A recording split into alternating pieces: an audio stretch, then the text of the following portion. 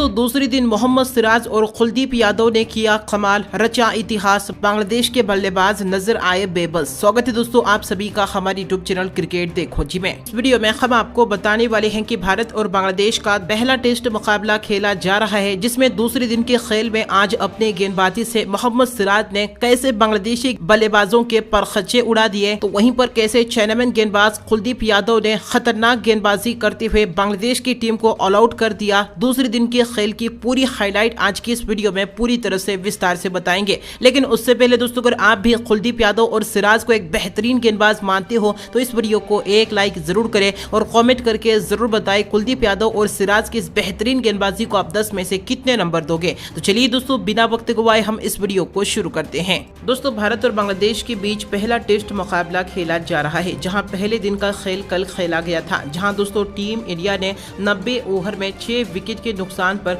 278 run बनाए थे। जहां भारत की तरफ से श्रेयस अय्यर 82 रन बनाकर नाबाद थे, तो वहीं पर अश्विन भी उनका साथ देने के लिए मैदान पर उतरे थे। जहां दोस्तों आज दूसरे दिन के खेल की शुरुआत हुई। श्रेयस अय्यर और रविचंद्रन अश्विन की जोड़ी अब बल्लेबाजी करने के लिए मैदान पर उतरी। जहां दोस्तों शुरुआत से ही तेजुल इस्लाम और इबादत हुसैन ने कसी हुई गेंदबाजी की और भारतीय बल्लेबाजों पर जमकर प्रेशर बनाया। जहां अब 97 ओवर में रविचंद्रन अश्विन के बल्ले से एक गगनचुंबी छक्का देखने को मिला, लेकिन दूसरी तरफ से श्रेयस अय्यर काफी धीमी गति की बल्लेबाजी कर रहे थे और रन्स निकलने में काफी मशक्कत करते हुए नजर आ रहे थे। ऐसे में 98 ओवर में इबादत हुसैन ने बेहतरीन गेंदबाजी करते हुए टीम इंडिया को आज पहला बड़ा झटका दिया। श्रेयस अय्यर को क्लीन बोल्ड कर दिया, जहां श्रेयस अय्यर 86 रनों की बेहतरीन पारी खेलकर पवेलियन लौट गए। अब मैदान पर कुलदीप यादव आ चुके थे। अश्विन अब थोड़े थोड़े से स्ट्राइक रोटेट करते हुए नजर आ रहे थे। अश्विन के बल्ले से कभी कभी चौके भी देखने को मिल रहे थे, लेकिन कुल मिलाकर देखा जाए तो भारतीय टीम काफी धीमी गति की बल्लेबाजी करते हुए नजर आ रहे थे। लेकिन दोस्तों 1 और 2 रन तो कुलदीप यादव और अश्विन ले रहे थे। कुलदीप यादव के बल्ले से भी चौका देखने को मिला, जहां एक बार फिर से बांग्लादेश के गेंदबाज कुलदीप यादव और अश्विन की जोड़ी को तोड़ने में नाकामयाब साबित होते हुए नजर आ रहे थे। जहां दोस्तों 120वें ओवर में कुलदीप यादव ने एक शानदार चौका जड़ दिया, जहां अब अश्विन और कुलदीप यादव के बीच अर्धशतकीय साझेदारी भी पूरी हो चुकी थी। भारतीय टीम दूसरे दिन के पहले सेशन के खेल के खत्म होने तक 120 ओवर में 7 विकेट के नुकसान पर 348 रन बना चुकी थी। अब दोस्तों दूसरे सेशन का खेल शुरू हुआ, जहां रविचंद्रन अश्विन अपने अर्धशतक के करीब पहुंच चुके थे। जहां 123वें ओवर में रविचंद्रन अश्विन ने एक गगनचुंबी छक्का लगाकर अपना अर्धशतक भी पूरा कर लिया।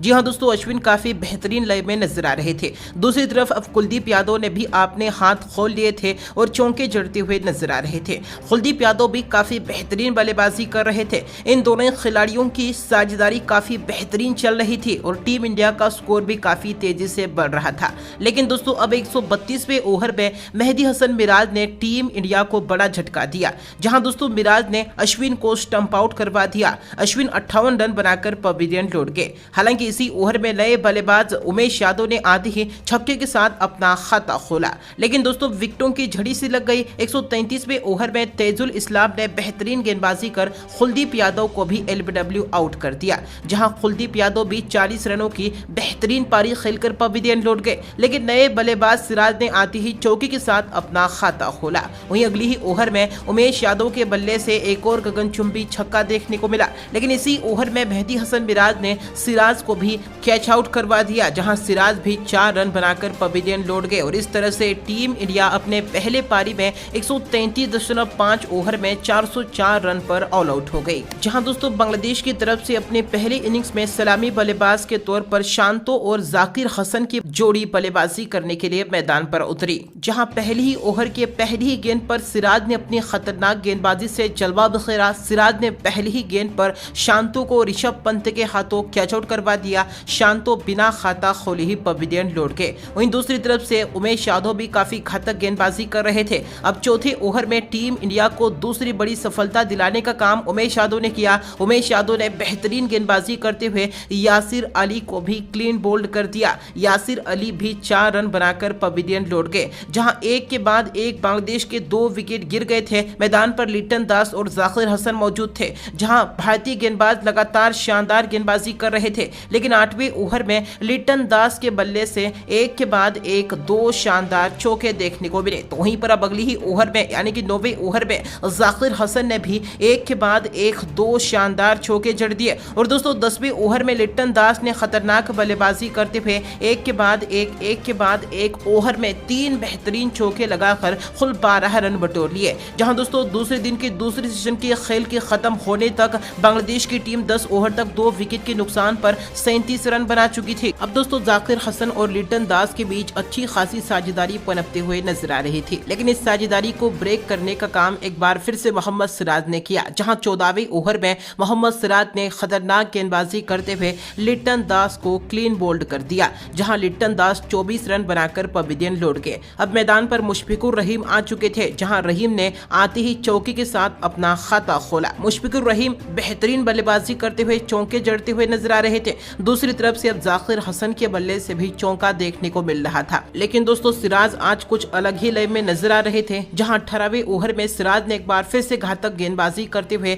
जाकिर हसन के रूप में बड़ा विकेट हासिल किया, जहां जाकिर हसन 20 रन बनाकर पवेलियन लौट गए। सिराज की घातक गेंदबाजी के सामने बांग्लादेशी बल्लेबाज काफी मशक्कत करते हुए नजर आ रहे थे। जहां मैदान पर मुशफिकुर रहीम और शाकिब अल हसन की जोड़ी मौजूद थी। इन दोनों खिलाड़ियों ने सूझबूझ भरी बल्लेबाजी करना शुरू कर दी और इस साझेदारी बनाने की कोशिश की, जहां दोस्तों शाकिब अल हसन के बल्ले से चौके भी देखने को मिले। लेकिन दोस्तों गेंद कुलदीप यादव के हाथों में सौंपी गई, जहां कुलदीप यादव ने अपनी दूसरी ही गेंद पर कमाल की गेंदबाजी करते हुए शाकिब अल हसन के रूप में बड़ा विकेट हासिल किया। शाकिब अल हसन को विराट कोहली के हाथों कैच आउट करवा दिया। शाकिब अल हसन मात्र 3 रन बनाकर पवेलियन लौट गए, लेकिन नूरुल हसन ने आते ही चौके के साथ अपना खाता खोला। नूरुल हसन काफी बेहतरीन बल्लेबाजी करते हुए चौके जड़ते हुए नजर आ रहे थे, जहां 27वें ओवर में नूरुल हसन के बल्ले से एक और चौका देखने को मिला। दूसरी तरफ से मुशफिकुर रहीम उनका भरपूर साथ देते हुए स्ट्राइक रोटेट करते हुए नजर आ रहे थे। जहां 30 ओवर तक बांग्लादेश की टीम 5 विकेट के नुकसान पर 97 रन बना चुकी थी। जहां अब अक्षर पटेल और कुलदीप यादव काफी कसी हुई गेंदबाजी करते हुए नजर आ रहे थे। 33वें ओवर में कुलदीप यादव ने टीम इंडिया को एक और बड़ी सफलता दिलाई, जहां कुलदीप यादव ने नूरुल हसन को शुभमन गिल के हाथों कैच आउट करवा दिया, जहां नूरुल हसन 16 रन बनाकर पवेलियन लौट गए। कुलदीप यादव एक के बाद एक शानदार गेंदबाजी कर रहे थे। 35वें ओवर में मुशफिकुर रहीम के बल्ले से एक खरारा चौका देखने को मिला, लेकिन अगली ही गेंद पर कुलदीप यादव ने एक बार फिर से बेहतरीन गेंदबाजी करते हुए सबसे बड़ा विकेट हासिल किया। मुशफिकुर रहीम को एलबीडब्ल्यू आउट कर दिया, जहां मुशफिकुर रहीम भी 28 रन बनाकर पवेलियन लौट गए। जहां बांग्लादेश की टीम एक के बाद एक आउट होते जा रही थी। इसी ओवर में कुलदीप यादव ने बेहतरीन गेंदबाजी करते हुए तैजुल इस्लाम को भी क्लीन बोल्ड कर दिया। तैजुल इस्लाम तो बिना खाता खोले ही पवेलियन लौट गए। 35 ओवर तक बांग्लादेश की टीम 8 विकेट के नुकसान पर 102 रन बना चुकी थी। बांग्लादेश की टीम ऑल आउट के कगार पर थी। मैदान पर अब इबादत हुसैन और मेहदी हसन की जोड़ी मौजूद थी, जहां 37वें ओवर में कुलदीप यादव को मेहदी हसन ने एक और गगनचुंबी छक्का जड़ दिया। वहीं दोस्तों अब अगली ही ओवर में अक्षर पटेल को इबादत हुसैन ने भी एक खरारा चौका जड़ दिया, जहां 40 ओवर तक बांग्लादेश की टीम 8 विकेट के नुकसान पर 117 रन बना चुकी थी। 41वें ओवर में मेहदी हसन ने एक और खरारा चौका जड़ दिया। और तो और अब इबादत हुसैन तो कहां पीछे रहने वाले थे। अगली ही ओवर में इबादत हुसैन के बल्ले से एक और गगनचुंबी छक्का देखने को मिला। यह दोनों खिलाड़ी काफी घातक बल्लेबाजी करते हुए नजर आ रहे थे। जहां दूसरे दिन के खेल के अंत तक बांग्लादेश की टीम 44 ओवर में 8 विकेट के नुकसान पर 133 रन बना पाई। जहां अब भी मैदान पर मेहदी हसन और इबादत हुसैन की जोड़ी मौजूद है। भारतीय टीम अब भी बांग्लादेश से 271 रन आगे चल रही है। दोस्तों दूसरे दिन के खेल को लेकर आपकी महत्वपूर्ण राय क्या है, उसका जवाब आप हमें कमेंट करके जरूर दें। धन्यवाद।